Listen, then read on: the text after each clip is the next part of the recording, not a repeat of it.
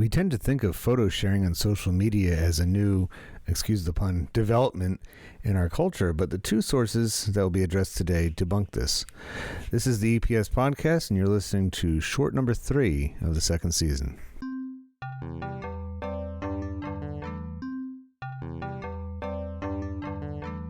Postcards are not as common as they once were, thanks to technology allowing us to make custom images of our travels and post them on social media, thus bringing the use of the term post full circle.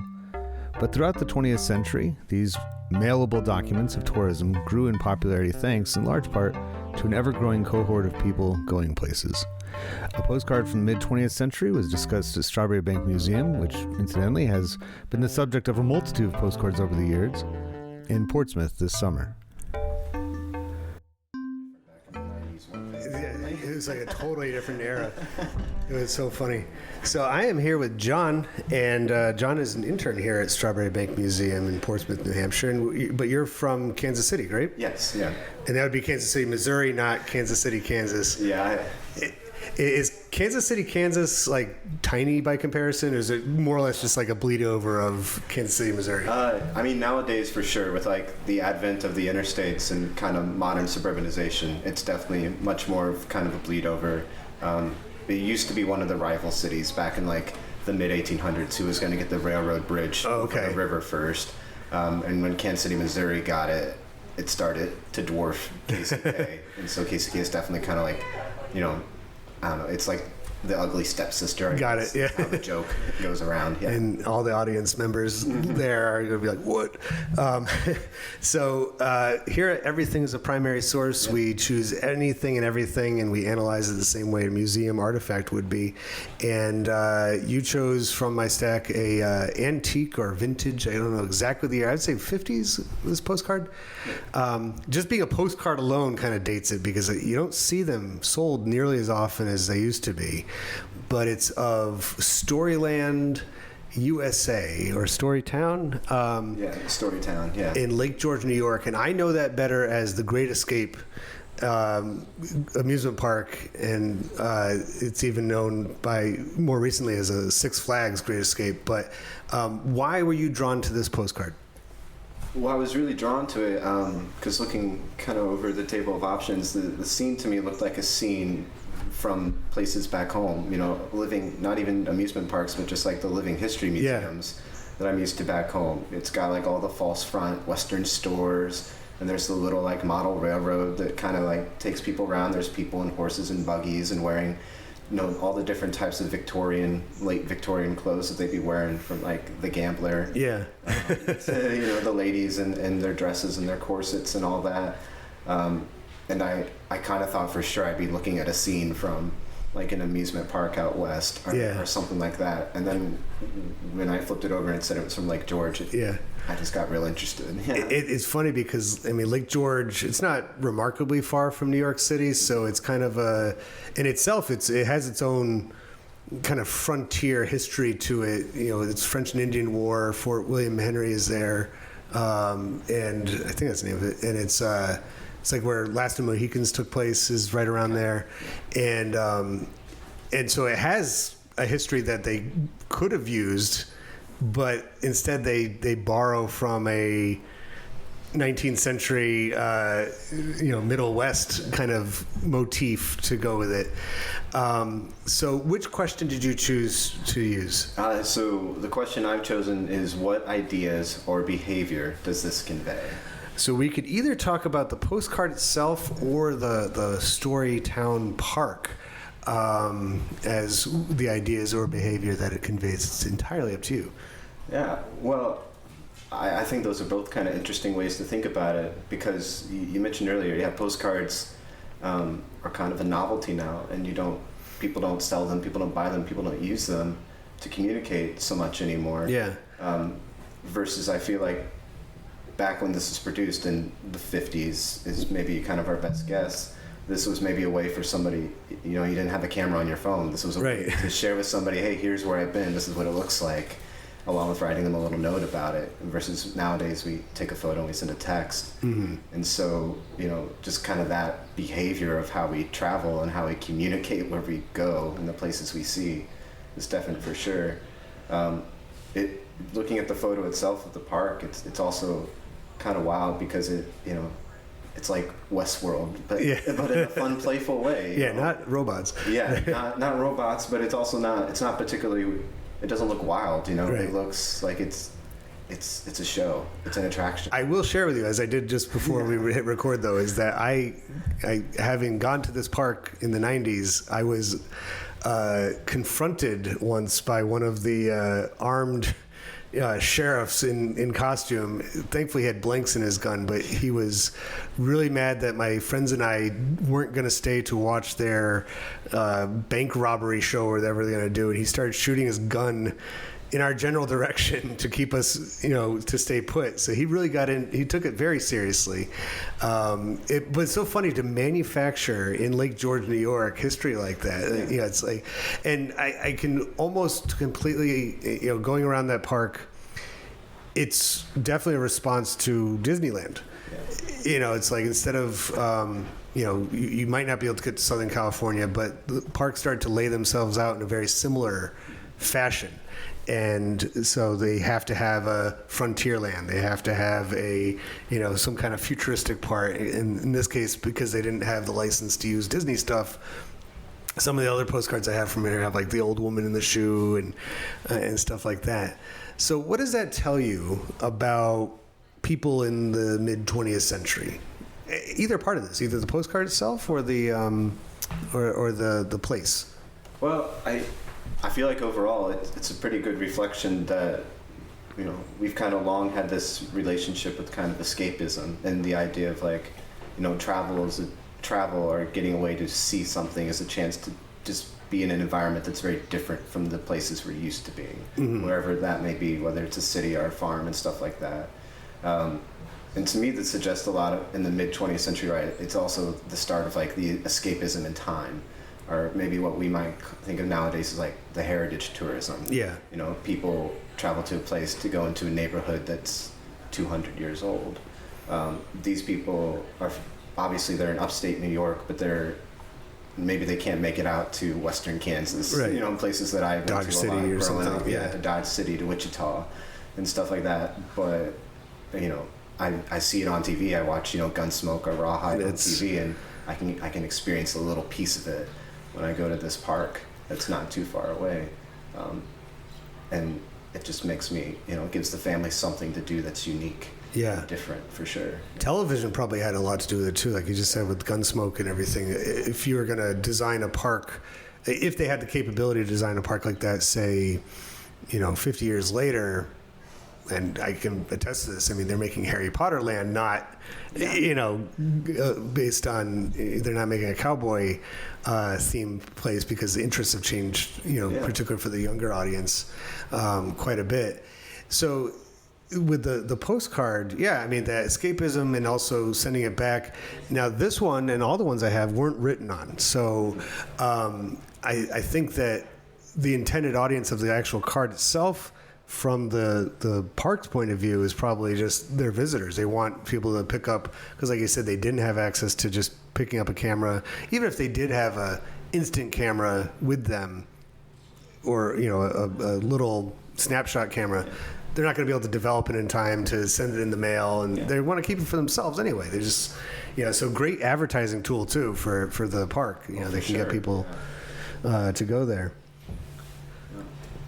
The interstates play a role with this too, because I-87 goes up through Lake George, and it actually at this time it terminated somewhere just below the Adirondacks. It didn't continue all the way as it does now to the Canadian border, and so that contributed a lot to making a place like Lake George a vacation destination, because people could get there with ease. It probably changes the type of people that can come too. Absolutely. I know historically there was a lot of the rail links for the rich people to get to their camps up in the Adirondacks. But you're right. You bring in the Northway, as they call it nowadays. Right. That really democratizes the type of visitors that can come, and makes a scene like this much more economically feasible. Right. I did an entire when I was in grad school. I did a paper on that road, that interstate highway itself, and because my I grew up in Plattsburgh, New York, which is way north, and it had, it's now a community college, but it had a huge railroad hotel, Hotel Champlain, which overlooked Lake Champlain. And below that, in fact, the neighborhood that I grew up in was a Catholic summer school. And it was, they had these cottages, which I would look at and say, that's a mansion, because they're huge and beautiful. And golf course, it was a summer getaway, but it was for the wealthy elite. It wasn't for, and when the automobiles started to show up and become affordable, the roads were made to match that. And like you said, democratization of the roadways. Middle-class people could take a weekend trip, and they didn't need to wait for the train or have to bring all their stuff, because some of those vacationers before them would take weeks and months up there. They wouldn't be, just a quick day trip. And so parks like this were created out of response to that. You're absolutely right. And there's actually another one, like Santa's Village is right there in Lake George as well. So it makes me think, here in New Hampshire, right, all the parks that are in the White Mountains too, that I think date back to the similar time period. Exactly, because you had like Bretton Woods and Mount Washington Hotel, and right here in Portsmouth is the Wentworth by the Sea. Mm-hmm. They served a much different demographic than would be going up to Storyland and Santa's Village up there and stuff. So it's amazing what we can get out of one postcard and one question. So, well, thank you so much for stopping by and recording this brief podcast. And is there anything else you want to add to this, or? It is amazing how much we can learn just by looking at the everyday stuff that's around us. There's a lot of novel information out there if we kind of open our eyes and just think about it for a little second. But I appreciate the opportunity to do that with you, and thank you for having me. Thank you so much, and thank you, John. And everything is a primary source. Yes. That's true.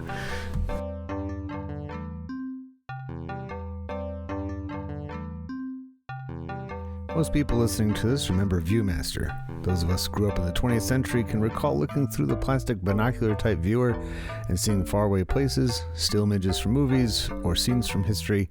As we cycled through the white photo discs, we could see what others saw, even if we couldn't go there ourselves.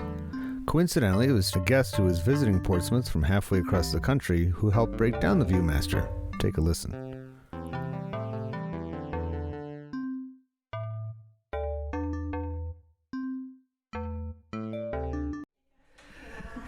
So I am here with Abby, and Abby's visiting from Springfield, Missouri, and you have family here in Portsmouth, so that's why you're at the Strawberry Bank Museum, and you are stopping by at the Discovery Center where I am today doing these live on-the-spot podcasts, so thank you for stopping by. You're welcome. Thank you. And from the table of artifacts, and this one actually comes from the collection of Strawberry Bank. I brought most of them, but this one is specific to here. And a couple years ago, they had this room set up with all toys from the different age or the time periods. And this is a mid-20th century Viewmaster. What was it about this toy that made you want to talk about it? Well, it just reminded me of one that I had when I was a kid. A little different design, but basically the same function, to look at pictures and things of places that you want to go or haven't been yet. And so the question that, and I think we were talking about the exact same one, because the one that, and I'll put a picture of it up after we're done talking, but the one we're looking at right now is black, and the company, and the question that you chose is who made it, but it says Sawyer's Viewmaster, and I'm pretty sure the ones that we used were one of the big toy companies, like Mattel or something like that, Right. And because I remember the big red orangish thing. And, yeah, the red plastic, the nostalgic 80s. Yeah, and everything was made out of. And they had everything, like you could look through it and you'd find, I'm pretty sure these cards, like this one would probably work in that Viewmaster too, but this one is just like sites around the country, whereas I remember looking at like cartoons, Right. Like I had one like Mickey Mouse in it and stuff like that. Or zoo animals or things like that. So it says, who made it, and that would be Sawyer's. But I guess another way of looking at it would be like, who, as in, actually assembled it together? Do you picture this thing being handmade, or do you think it was made in a factory? Well, I would assume a factory, but it just makes me think of in the 1800s, that was a popular toy or thing to have the view pictures. Yeah, the stereoscope. Yes, I couldn't think of the name, but yes. And so I guess maybe just they thought this could be more of like a child type product to make. Yeah. For kids to use instead of, because I think before it was more for everybody, grown-ups. Right. And, You would find it more in like a parlor. right. As like as something to do to pass the time. Right. Because, this was definitely made in the age of television. It's not like it was, either listen to the radio, work with your Viewmaster, or nothing else. So I think that it was made, obviously for kids, and you would find it more in a kid's playroom or their own room rather than in a living room or a parlor or something like that. Right. So, we could jump to another question too that kind of goes with it. So we figure it's made by this smaller company, Sawyer's. According to this, the patent is still pending. They're out of Portland, Oregon. I'm actually surprised it's not from, say, like Rochester, New York, which is where Kodak is from. That would make a little bit more sense with the access to all the film and the cameras and stuff like that.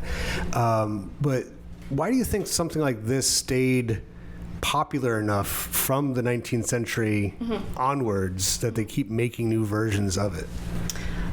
I don't know. I guess it just makes your imagination work and think. And I know as a teacher, there are still products like that available for preschool classes with, like I said, with animals or different locations around the world. I think it just like books or movies, it just ignites your thoughts and your imagination, and there's something just magical about transporting yourself somewhere else. And that's such an important aspect of it, the transport part, because unlike a movie or a television screen where you can look away, this is, once you are looking through this, you can't see anything else. Right. It's almost like modern day virtual reality. The people put the goggles on or just their phone, and everything else is blocked out. So it is very immersive. It's like you are, and you're in control of the speed of the pictures and how long you want to stay on each scene, and so for particularly a kid, that's important, right? I mean, they have control over their own what they're looking at, what they're instead of having to watch or look at. Like books are so much more ingrained in your memory than movies or anything, because you're controlling that process and how long it takes, and so same thing with the pictures.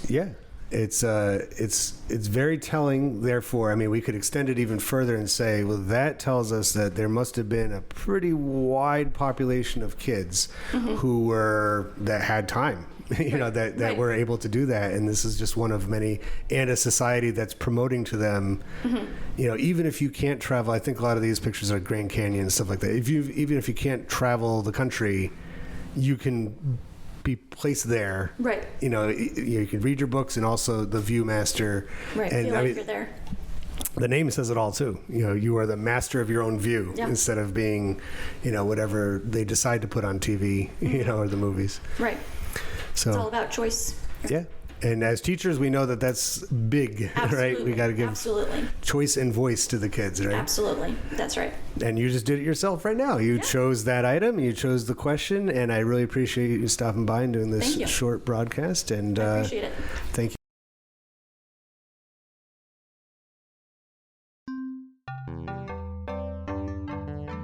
Thank you for listening to the EPS Podcast.